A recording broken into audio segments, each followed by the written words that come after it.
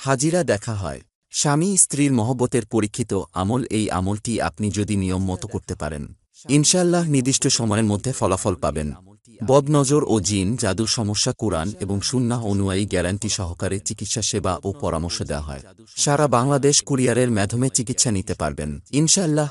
বদনজরে এর লক্ষণসমূহ। এক্ষেত্রে কিছু লক্ষণ খুব স্পষ্ট হয়। মাঝে মাঝে মাথা ব্যথা করে, পেট খারাপ করে, কোষ্ঠকাঠিন্য, পুরাতন আমাশয় সহ পেটের অনেক সমস্যা তৈরি হয়। সেক্স পাওয়ার দুর্বল করে দেয়, চেহারা নষ্ট হয়ে যায়, সবসময় অস্তিত্বরতা কাজ করে, অলসতা কাজ করে, কোনো কিছু ভালো লাগে না। স্ত্রী কোনো কারণে শারীরিক মেলামেশায় অক্ষম হয়ে যেতে পারে, শারীরিক মেলামেশায় অস্বস্তি অনুভব করতে পারে। স্বামী স্ত্রীর মাঝে কোনো কারণ ছাড়াই অর্থহীন কারণে ছোট ছোট বিষয়ে ঝগড়া হয়।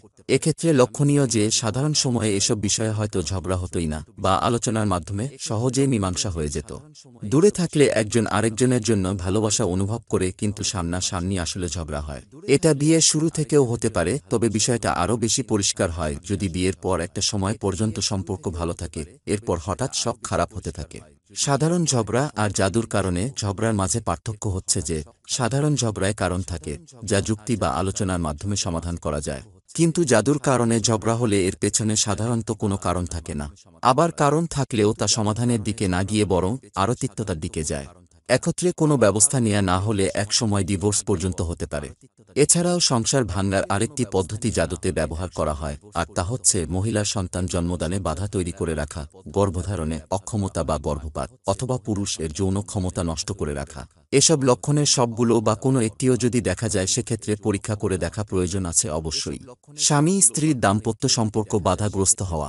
স্বামী স্ত্রী একে অন্যের প্রতি চরম ঘৃণা বিদ্বেষ অনুভব করা, যৌন সমস্যা তৈরি হওয়া, অবিবাহিতদের বিয়ে বাধাগ্রস্ত হওয়া, সবকিছু ঠিক থাকার পরও বিয়ে ভেঙে যাওয়া, তাবিজ বা জাদুতে ব্যবহৃত অন্যান্য জিনিস বাড়িতে পাওয়া যাওয়া, রক্ত, পানি বা অন্য যে কোনো প্রকার তরলের ফোঁটা মেঝেতে পড়ে থাকতে দেখা, ঘরে অদ্ভুত ধরনের পাথর পড়ে থাকতে দেখা, ঘরের ভেতরে বাইরে গুঁড়া জাতীয় দানাদার কিছু যেমন ধুলা, ময়দা, সরিষা পড়ে থাকতে দেখা, পিন, সুই বা তারকাটা পেরেক কোথাও গাঁথা অবস্থায় পাওয়া, কারো জামা কাপড় চুরি যাওয়া বা জামা কাপড়ের কিছু অংশ কেউ কেটে নিয়ে গেছে এমন পাওয়া, জামা কাপড় হারিয়ে যাওয়া আবার খুঁজে পাওয়া, কাপড়ে রক্ত বা কোনো কিছুর দাগ খুঁজে পাওয়া, অদ্ভুত ভীতিকর জিনিস পরে পাওয়া বা বাথরুম টয়লেটে অদ্ভুত গন্ধ পাওয়া, ঘরের ভেতরে বা বাইরে কোনো নকশা বা চিহ্ন দেখতে পাওয়া, ঘরের ভেতরে বা বাইরে ডিমের ভাঙা অংশ পড়ে থাকতে দেখা, জবাই করা মরা বিড়াল পড়ে থাকতে দেখা, দরজায় লোহা পেরেক গাঁথা দেখা, প্রতিনিয়ত পরিকল্পনা পরিবর্তন করা, ছোট জিনিসের প্রচণ্ড রাগ তৈরি হওয়া, বিনা কারণে কান্না করা,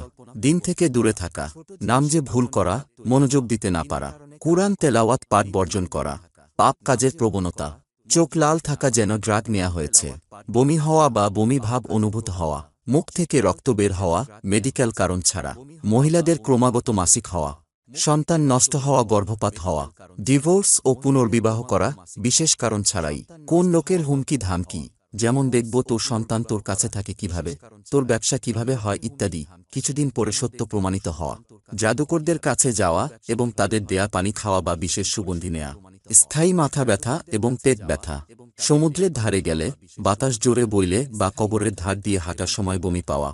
এছাড়াও জাদুর আরও কিছু লক্ষণ পাওয়া যেতে পারে, পর্যায়ক্রমে সংযোজন করা হবে ইনশাআল্লাহ।